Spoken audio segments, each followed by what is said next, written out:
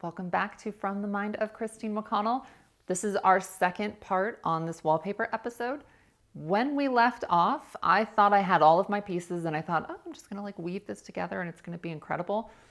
So no, I found out that some of the pieces that I drew were just, it's like too much going on, or it's like too many conflicting shapes. So some of those kind of got thrown in the waste bin, and I'm gonna have to go back in and draw a whole bunch of kind of new interesting pieces. So with that said, let's begin. And this is, there's a lot going on in this episode.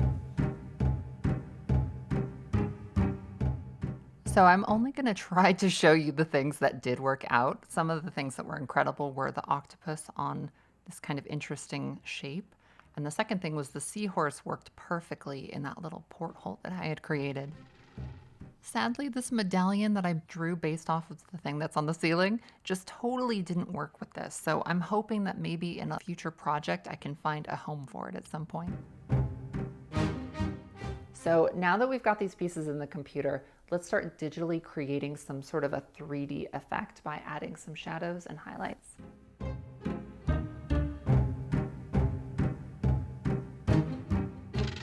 Because I wasn't certain about what the color scheme was ultimately going to be on this, I did design this in this like varying shades of plum, just so I would know kind of what those levels were going to look like against each other. And then I can easily just like shift it over to greens or blues or wherever this ended up taking me.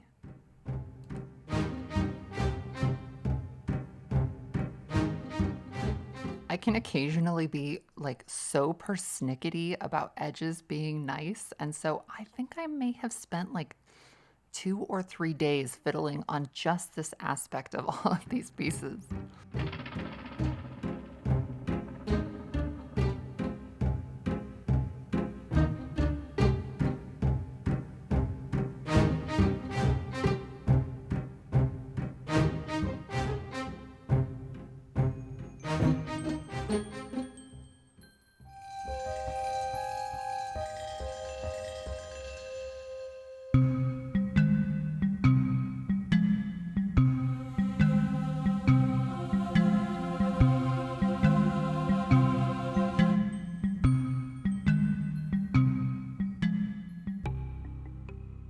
Once that sort of plaque was finished, I started working on this like porthole, and it was a lot more complicated just because I wasn't quite sure where the highlights and shadows were going to fall on certain elements. So it was kind of a lot of trial and error, and in the end, I was very happy with it.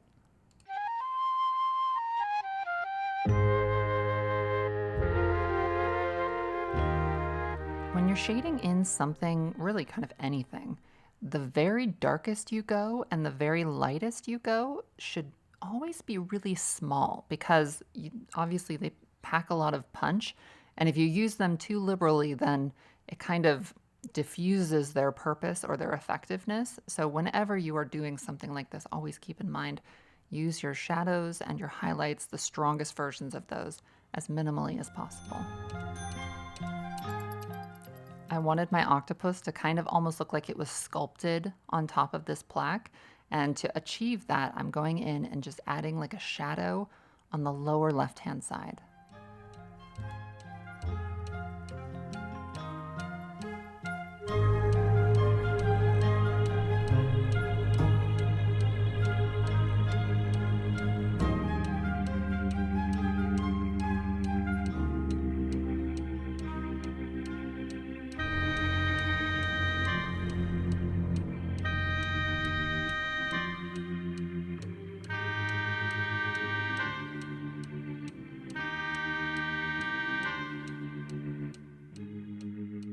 Now that we've got these pieces kind of ready to go, I'm going to go in now and create kind of a grid pattern that's going to be the background for everything and give these pieces a place to land.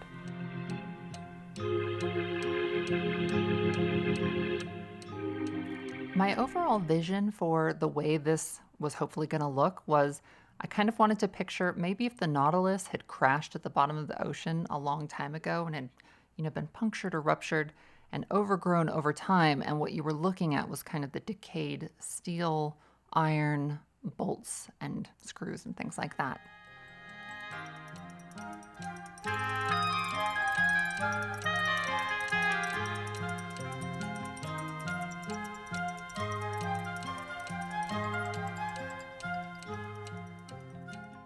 To make sure this fit just right, I used the warp tool inside the transform option to shift it around until it fit nice and snug.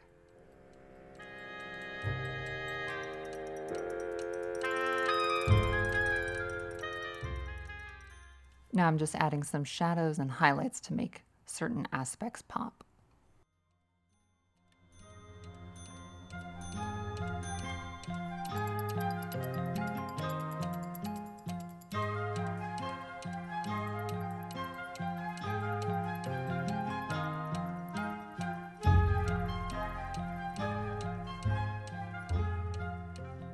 Okay, so this looked simple and it was so hard because I'm dealing with like geometric shapes, and the repeat has to be completely perfect. It has to line up to the pixel, because if it's off just a little bit, as the repeat continues, a small problem will become a much bigger problem, and obviously that's not something that you want.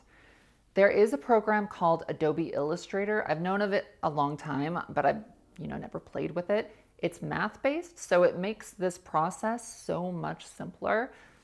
I need to figure it out, just because, I can always find the finish line, but if you are, obviously if you have more knowledge or you have tips or tricks to get things done in a better way, it just kind of opens up all of these shortcuts for you. So I'm just sharing all of this information with you. I do think I will be spending some of my free time learning Illustrator before I tackle another one of these repeats. Here's where I realized that medallion shape just totally didn't work. So I toyed around a little bit with, these decorative elements just floating over this grid. And I don't know, something about it, it looked wrong to me. So now I'm going to create kind of frames for them to sit in, and the shapes of those frames are still going to be inspired by little decorative elements that I spotted in this room.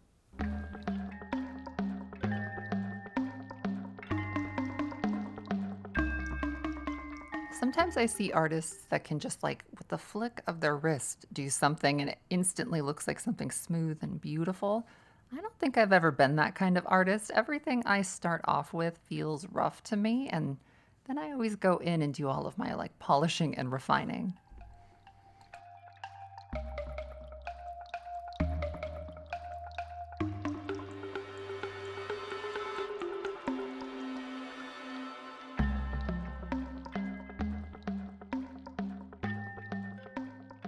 One of the many wonderful bonuses of working, in the computer is if something, let's say you do something and it's too small, you can always, instantly make it bigger without much effort on your part. And you don't really have that option in like the real world when you're drawing something out.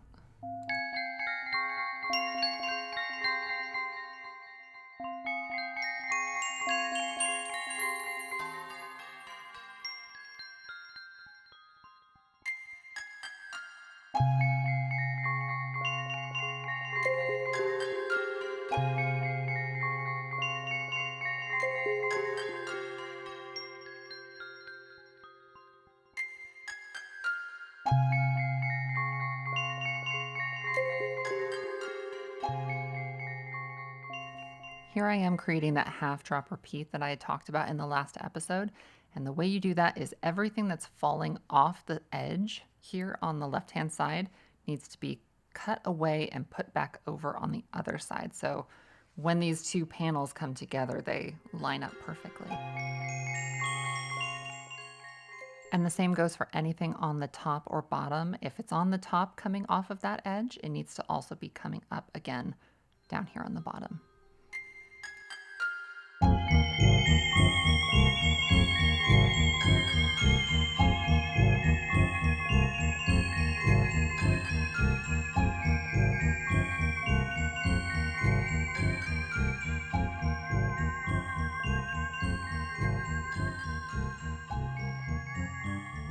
Here's where you're going to see how handy these little frames turned out to be. I'm able to cut in that grid that's in the background around them so that it's not actually ever touching the plaque and the porthole that I created. And it gives kind of just a little bit of interest and depth without looking excessively repetitive or too busy.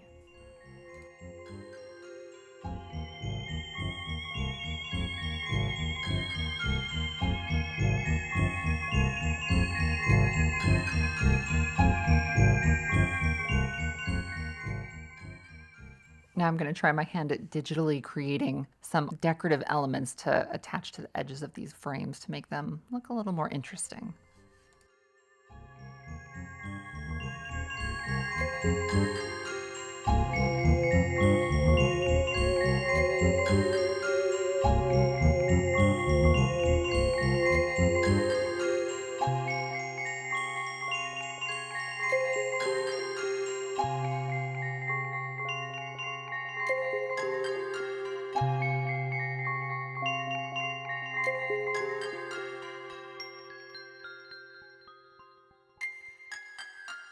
So I mentioned in the last episode that there's like a texture or a look that you get when you physically draw something out on paper as opposed to digitally. Now that being said, I know artists that can, create something that is, it's like you can't tell. It looks like it was drawn out. But from the skill level I'm coming at as like a digital illustrator, what I'm doing here looks digital to me. So now that I know that I want something here, I'm going to actually go back to my sketch pad and draw out a few more pieces.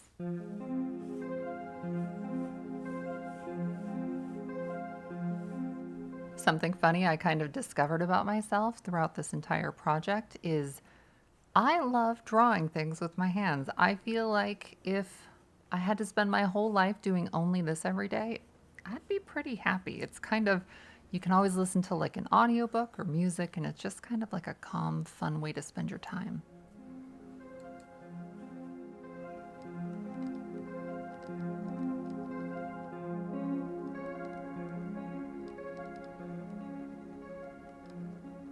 It's incredible what, applying shadows and highlights do for something like this.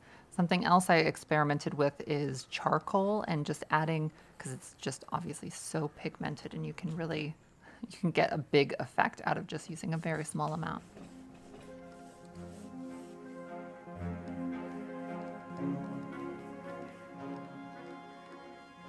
This next little guy is very funny because he's just totally a fantasy-based weird little like dragon and catfish looking thing. And I honestly, I drew him up in just like maybe half a day, not a lot of time. And when he was finished, I think I liked him more than anything else that I drew for the whole project. And he's only like a little, like a side character in this frame that I'm working on.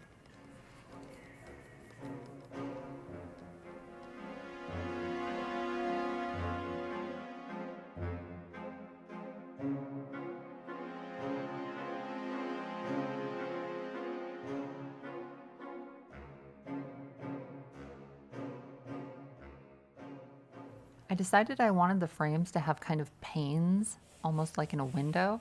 So once I sketched them out, I scanned them in and started working them into the image.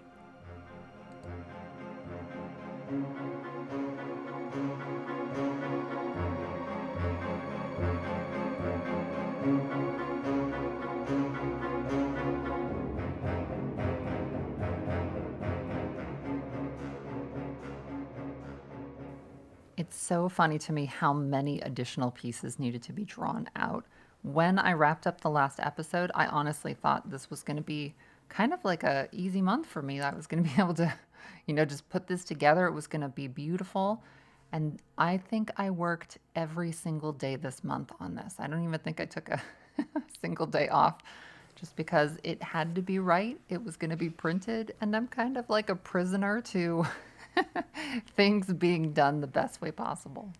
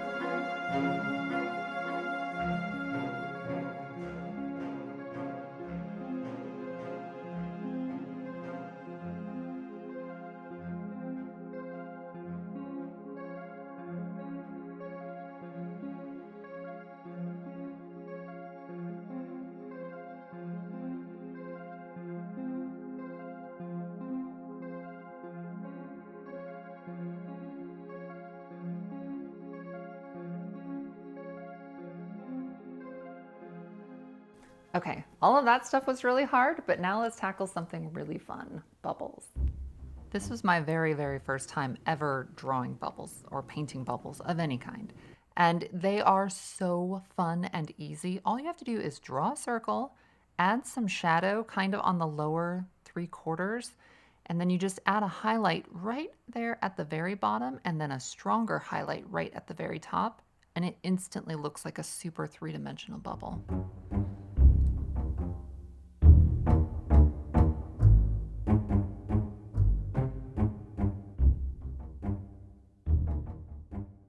You remember that little kid who said something like, "I like turtles"? Well, it turns out that I love bubbles.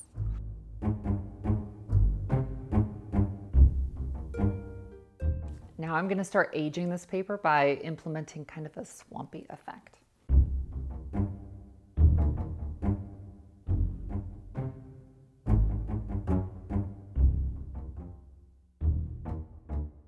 Something I absolutely love about Photoshop is just how flexible it is. You honestly can create anything you've dreamed up. Here I just drew out these like swampy effects and now I'm able to like manipulate them into virtually any position you can possibly dream up and customize this to look exactly how you want it to.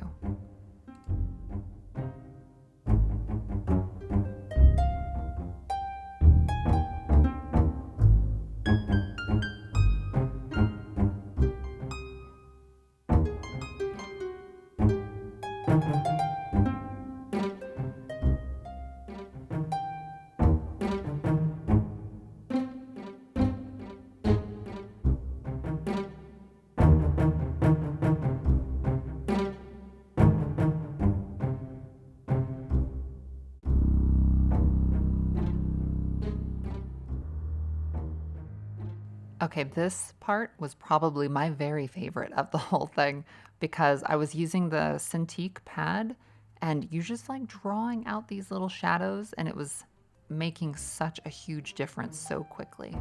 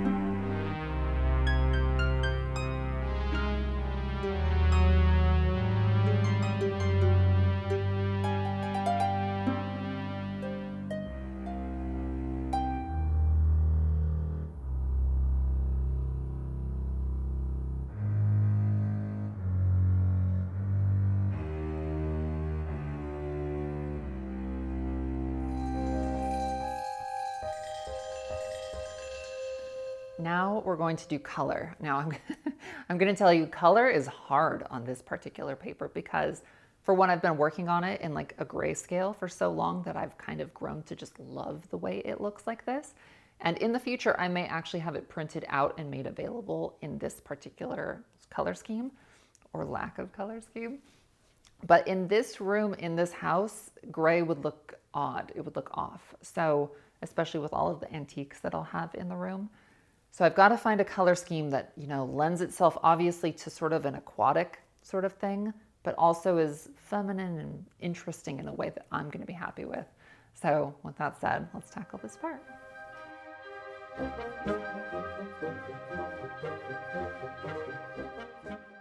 I kept experimenting with so many different color variations, and what I ultimately ended up landing on was kind of a really muted plum next to a really kind of subdued mossy green.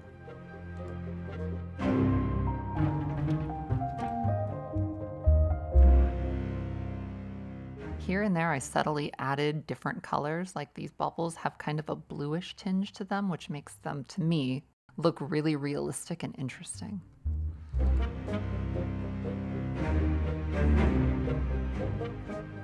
I wanted the key pieces, like the octopus, the seahorse, and even my little catfish guy, to be even less saturated and a little bit brighter so that they would stand out a little bit more, almost like marble left under the ocean floor. So that's what I'm doing now. I'm just cutting out these shapes so I can isolate what I'm doing to them independent from the other pieces.